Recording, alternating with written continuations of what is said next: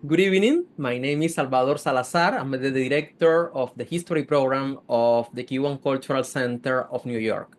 I'm very, very happy to welcome Dr. Raquel Otheguy. Raquel is Associate Professor of History at Bronx Community College. Dr. Otheguy is the author of this book, Black Freedom and Education in 19th Century Cuba. It was published in 2025 by the University of Florida Press. This book, Black Freedom and Education, offered a powerful contribution to Cuba history by centering Black and mulatto communities and examining education as a crucial space for freedom, citizenship, and social negotiation in 19th century colonial Cuba. Raquel, I have some questions for you about this book. You know, I read it last year and I love it. I have this feeling with when you publish something for academic that in the case of this book it's a book that everybody can read because this is very nice. The writing is very good. It's like to read journalism. I don't know. My first question about this book is especially what motivated you to write it. How did you first arrive to this research topic, and what questions initially guide you for this work? Thank you, Salvador. Thank you to the Cuban Cultural Center of New York for including me in this programming. It's an honor to be with the Cuban Cultural Center of New York and, of course, with my Bronx Community College colleague, Professor Salazar. What guided me to the book? Thank you. That's a wonderful question and to the topic. Well, first of all, yo soy cubano-americana. My parents are from Cuba. I was born and raised in New York, in Queens. But as those of us who are Cuban American know, siempre tenemos a Cuba, llevamos a Cuba en el corazón. And so Cuba was a topic that interested me.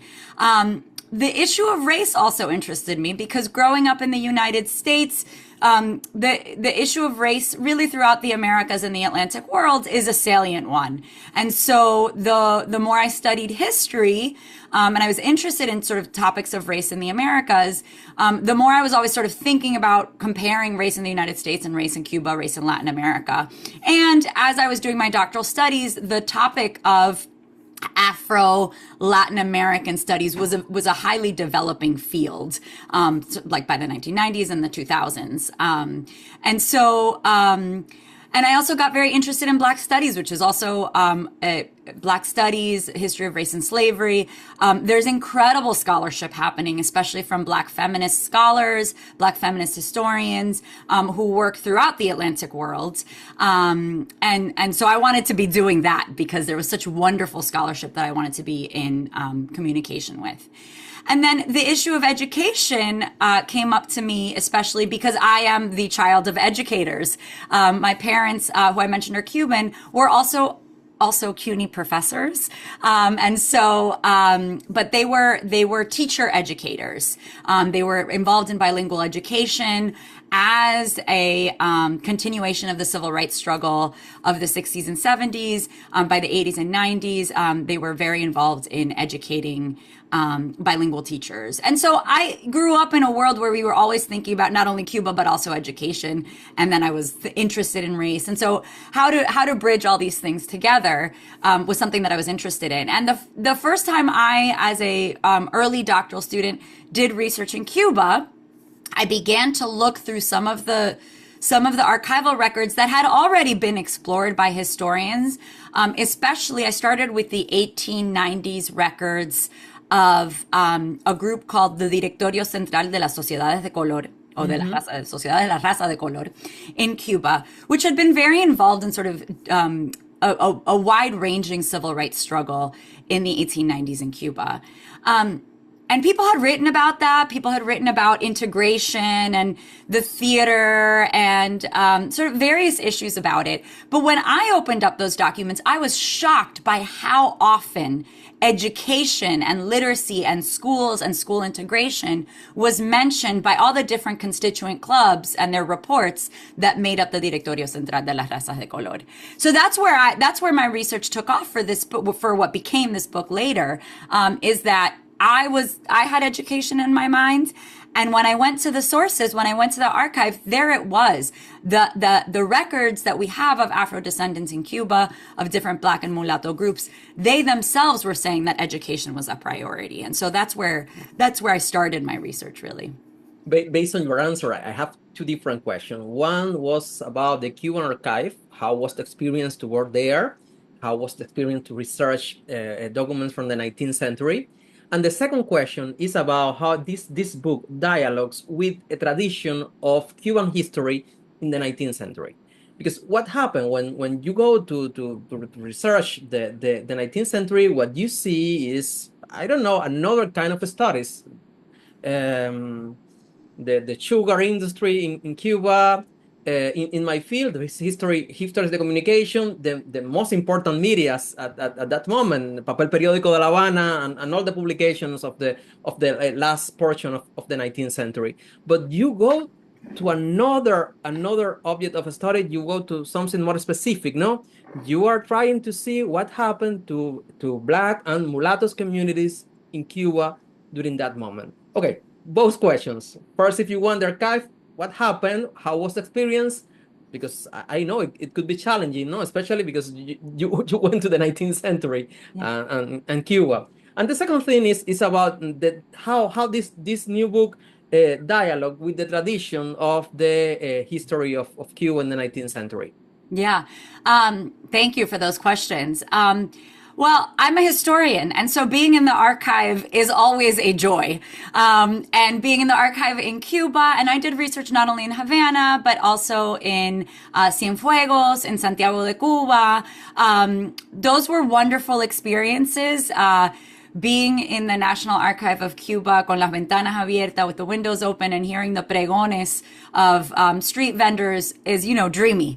And the archivists and the researchers in all of the different archives and libraries that I visited in Cuba are incredibly professional, incredibly well-trained, incredibly dedicated, working under very difficult conditions, right?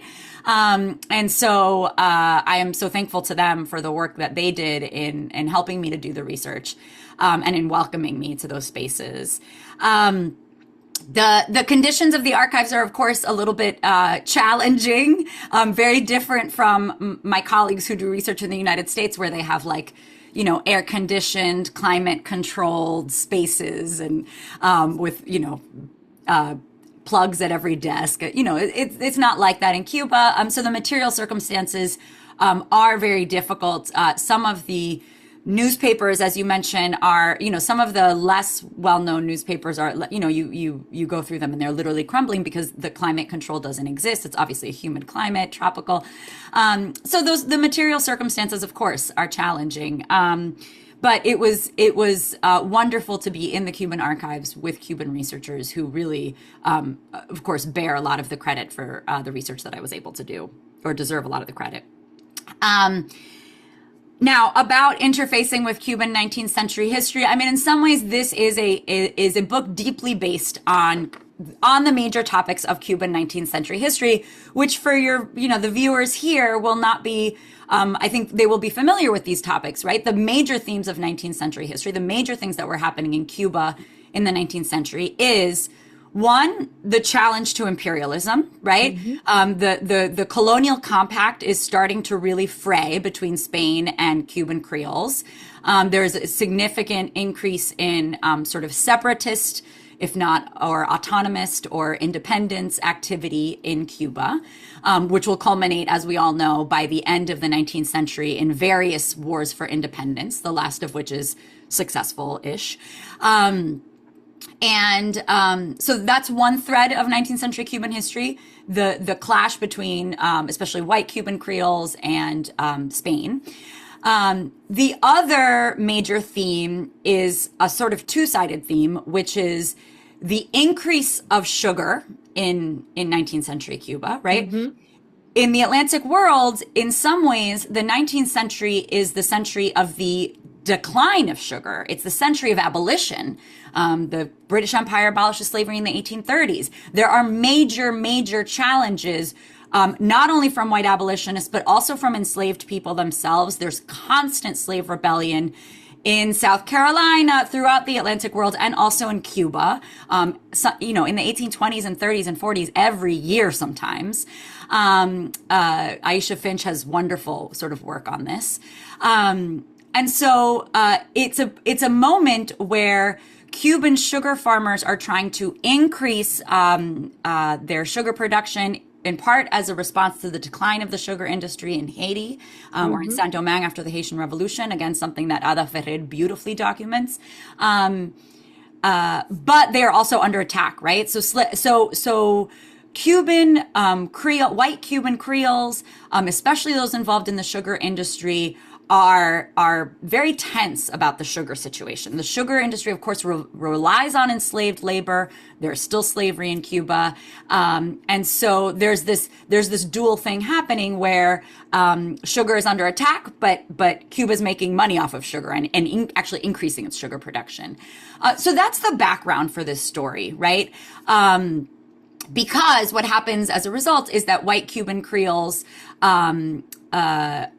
and by Creoles, I mean people born in Cuba. I think your readers will know that, or your listeners will know that. They are trying to control the Black population in Cuba and the mulatto, the Afro-descended population in Cuba. There's a very strong sense that they need to get a lock on this, right? And so one of the places that you see them trying to exert control while also being interested in becoming a modern liberal society that might be ready for independence is the field of education, right?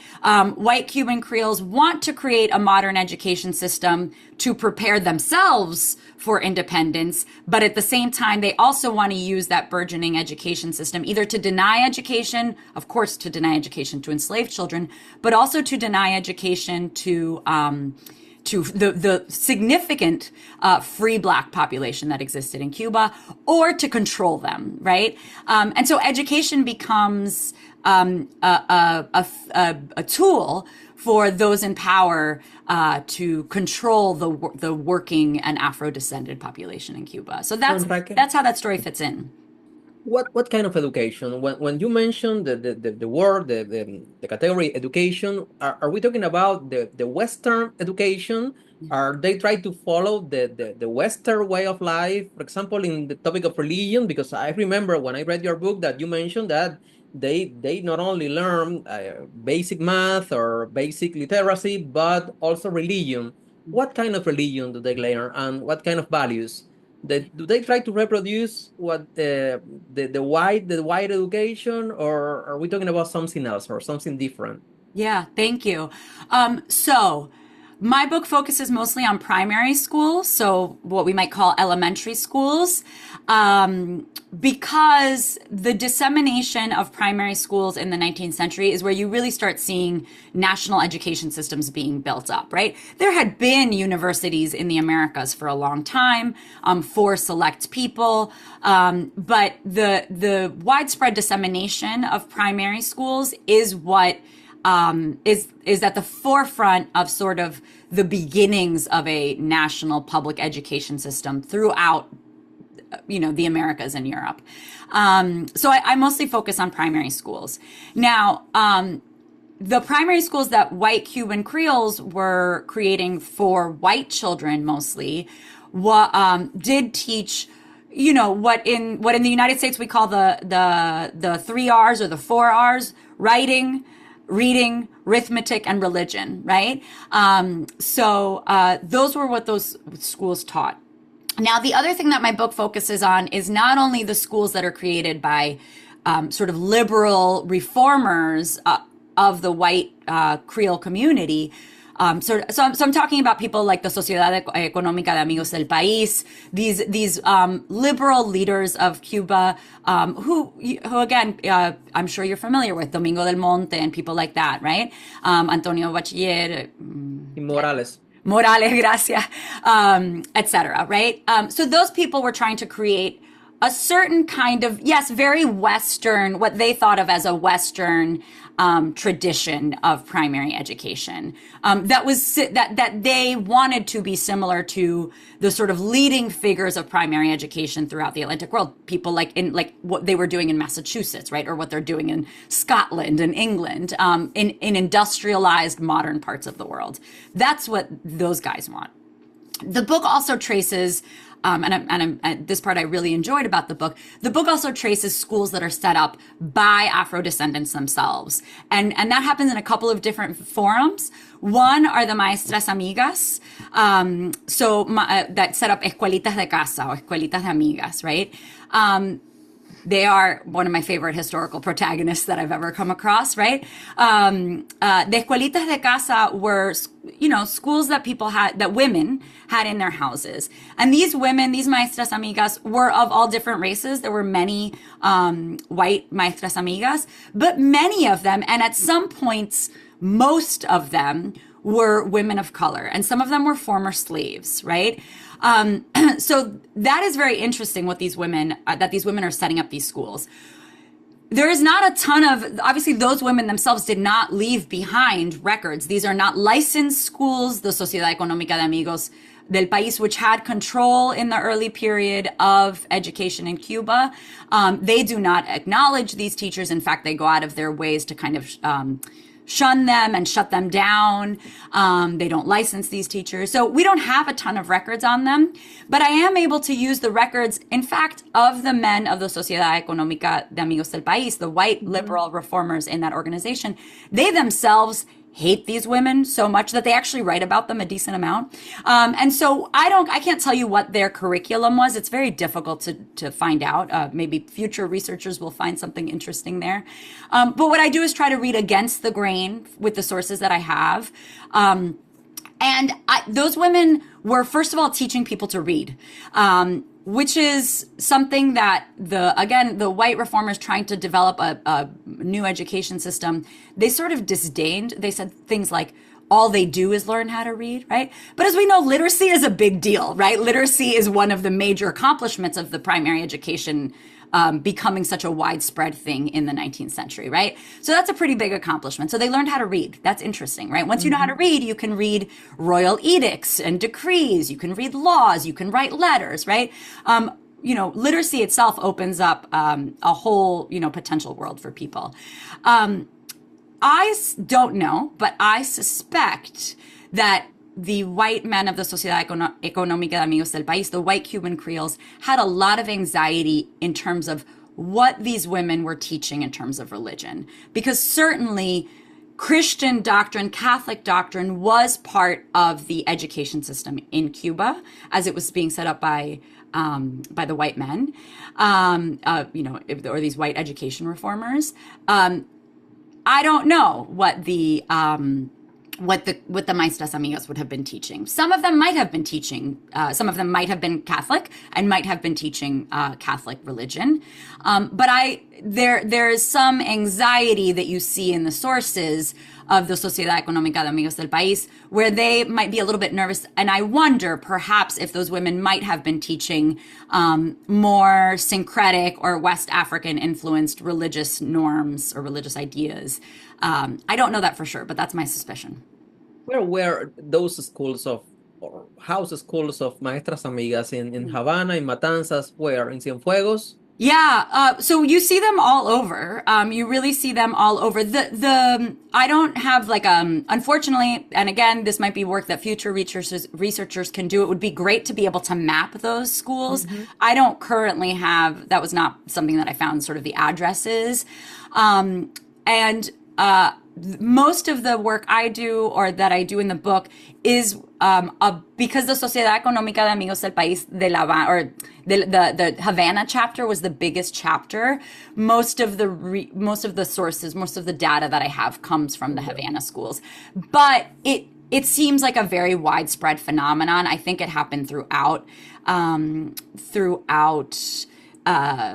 the island.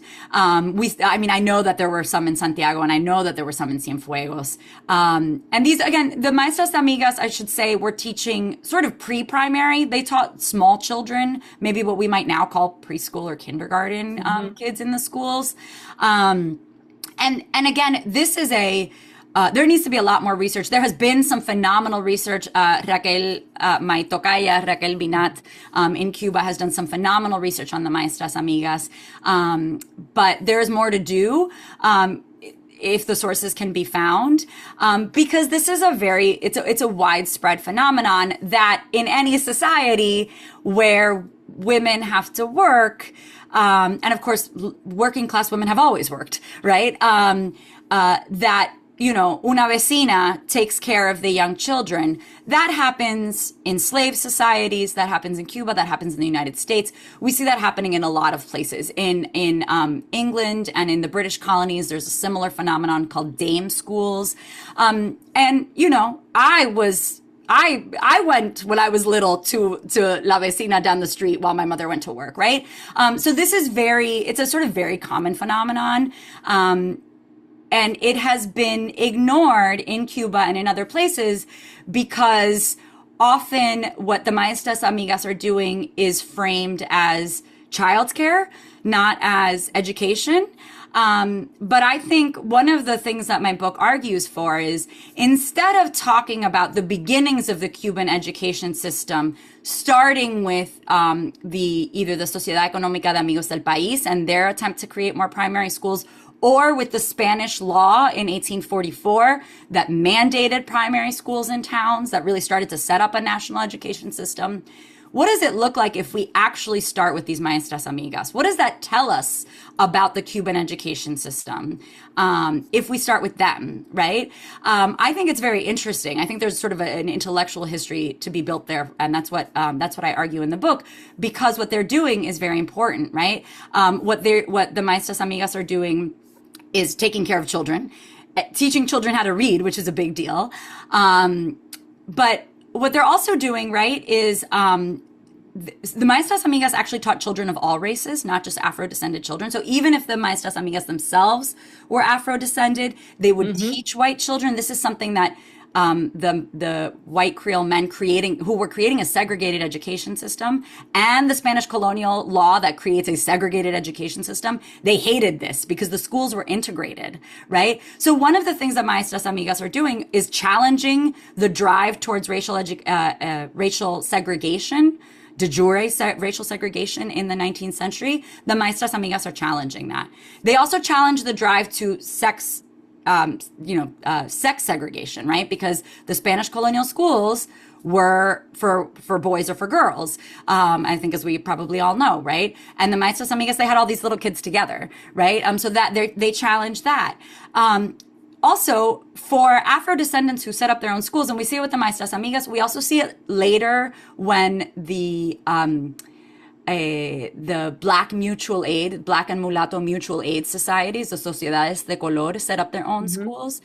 Not only are they doing something for the children, y haciendo pueblo, and disseminating their own literacy to other Afro-descendants and white children, what they're also doing is creating employment for Black teachers, right?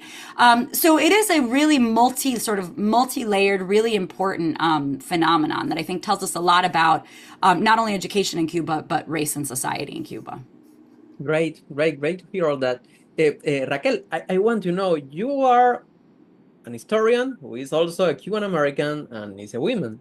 How that frame your research? How that frame your view of this subject of study?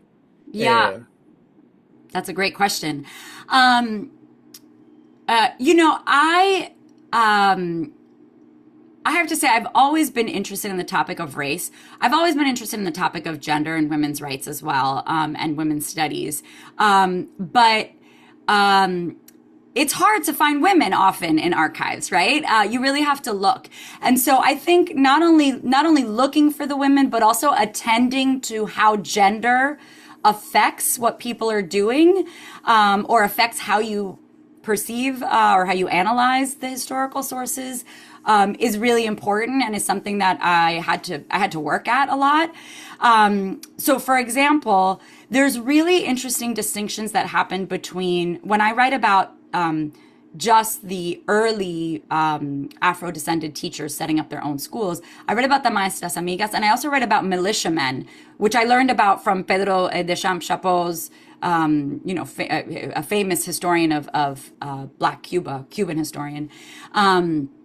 And he, in one of his books, he has gems throughout his books. He drops a line, which is like, militiamen were creating schools. And I was like, militiamen were creating schools, right? But the militiamen, it's very interested, are treated, there's a bunch of schools that I have records for in the sort of 1830s and 40s. They are Black and mulatto militiamen who set up schools. And they are treated very differently in some cases than the women, right? Because of their gender, right? Even though both groups are Black, right? Or both groups are mulatto, and those are two different categories in the early 19th century. By the end of the 19th century, they start to sort of all be subsumed. But Black and mulatto women teachers versus Black and mulatto male teachers, there's a very different treatment of them by the white Creole educational reformers, right? The Black and mulatto militiamen are given sanction, first of all, to be militiamen. They are given rights and recognition by the Spanish colonial state. They have schools where they charge tuition that makes a lot of money. That's something else I didn't mention. The maestras amigas were not charging tuition generally, or they charged tuition to the people that could, but then, took lots of other children for free. The militiamen are making money. They're getting a lot more recognition from the state. They also sometimes come into a lot more conflict with the state because Black and mulatto militiamen, including Black and mulatto militiamen who set up schools, are often among the people who rebel against slavery and against the colonial state in the 19th century. So there is a real gender difference there that I try to explore in the book in terms of these teachers' experiences. Right. We always say that the history help us to understand the present, no?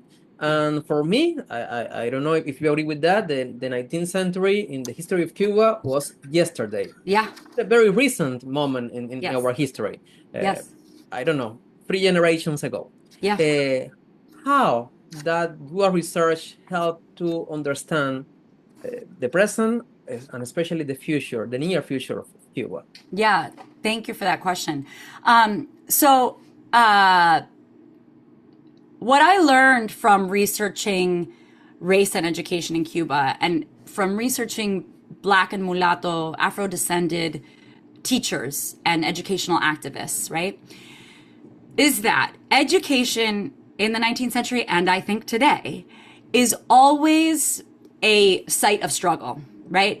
So the people throughout the Atlantic world who are setting up national public education systems in the 19th century and in the 20th century, and I think today, they are thinking of education as a way to train workers and to really, they think of it as a tool of social control, right? Especially after slavery ends, the white Creoles in charge of societies throughout the Atlantic world need to find a way to control their formerly enslaved working population, right? And I think that they use education to do that in various ways. You see that in racial segregation in schools. You see that in the fact that, for example, in Cuba, the Spanish colonial laws said that not only schools white children and Black children cannot go to school together, but also that Afro-descended children would be taught fewer subjects than white children, right? So school education becomes another forum or another tool of oppression by the state and by the elites of that society. What is fascinating to me is that Afro-descendants do not give up the field. They don't say, hey, education is a tool of oppression. Screw this, let's do something else. They stay and fight. They say, on the one hand, we're going to create our own schools so that we don't have to deal with your white supremacy, right? And that we can teach our own children. And they still, the same people who are setting up separate schools in the sociedades de color are also fighting the government to integrate the schools, the municipal schools, right? So there's this dual approach, first of all, of insisting on racially separate spaces where we can sort of protect ourselves from white supremacy and teach our children our values. And we're going to integrate the society and the schools of the society. They're doing both. They don't do one or the other, right? And I think that's really important for us. And again, you see that you see similar kind of stories in the United States. But what I find really important is that education is, it's even if it's a tool of oppression by the state and by elites, it's also a tool of liberation and resistance by the subalterns, right? So for formerly enslaved people in Cuba and throughout the Atlantic world, education is a continuation of the emancipation struggles, right? Education is emancipation. And literacy is liberation, right? So they are able to really connect these two things in ways that continue to inform us today. I mean, here where we are, we see in the United States, we see attacks. There is no more Department of Education in the United States, essentially. We see attacks on schools. We certainly see attacks on what people can teach about Black history in our schools, even in our colleges today. Look at Texas A&M, for example. And so, again, I take inspiration from the fact that these Black educational activists and teachers and parents in Cuba never abandoned the field. They insisted that education and literacy was important for them, even if it was also trying to be used by the state and by the elites to oppress them. And so I take a lot of inspiration from that. Yeah, and then in terms of Cuba, I think that we see increased sort of racial segregation in Cuba, or racial disparities in Cuba, including in the fields of education and in resources and things. And so I think that this is essential history for Cubans on the islands as well. And again, Cuban researchers have been looking at this. I just think that I'm gonna keep those words for me. Education is liberation and is emancipation. Yeah. It's something important, no? And it's something to guide our work every day as professor, as educator. Yeah. Raquel, just tell me to finish this short interview, what are you currently working on now? What are your future plans? Oh, thank you. I hope that my next project will be on Cuban and Puerto Rican teachers who come to U.S. normal schools. Again, many of your listeners will know about the Cuban teachers who came to Harvard for that that famous summer school in 1899, I think, and 1900. But there were actually a lot of teachers, both from Cuba, Puerto Rico, and later from other parts of Latin America, who end up not in the Ivy League, but in what were called normal schools, which were teacher training colleges in the United States. And they come at a moment where the normal schools are really starting to change from just teacher training schools to kind of early liberal arts colleges. And so I think it's a really interesting moment of, we have these newly colonized subjects in Cuba and Puerto Rico that are newly colonized by the United States. The United States has increased in its imperial sort of presence significantly. And now they come to the United States. And I'm interested in how the racialization and colonization of these Cuban and Puerto Rican teachers, once they become students in the United States, how are these academic institutions thinking about them? Are they racializing them? Are they racializing them perhaps as sort of proto-Latinos, right? I'm sort of interested in the history of U.S. Latinidad in that case, and in the history of the impact of empire on U.S. schools, not only on the impact on schools in Cuba and Puerto Rico, which has been well documented by many of my colleagues. We'll see how that project evolves. Great. Good luck with that. Good luck. I hope you finish as soon as possible. I know how hard it is to research and to find the time to do all that. Raquel, thank you so much for your time. I deeply recommend this book. It's amazing. Now we are going to make a short break. And to answer the question that maybe the people have, please click on the link that you will see here to go to the Zoom meeting to answer the question. Thank you so much. Muchísimas gracias. Gracias a ustedes.